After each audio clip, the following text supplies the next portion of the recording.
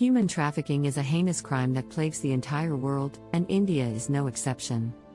It is a form of modern-day slavery where individuals are forced into labor or sexual exploitation through the use of threats, violence, and deception.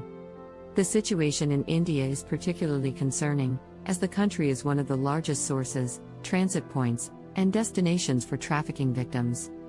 Women and children are the most vulnerable, with many being sold into the sex trade or forced into domestic labor. The root cause of human trafficking in India is poverty.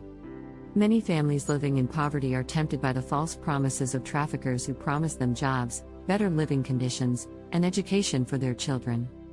Unfortunately, these promises are often empty, and the victims find themselves trapped in a life of exploitation and abuse.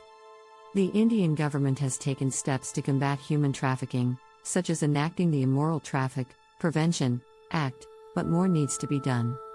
Law enforcement needs to be better trained and equipped to deal with the issue, and victims need to be provided with support and resources to help them rebuild their lives.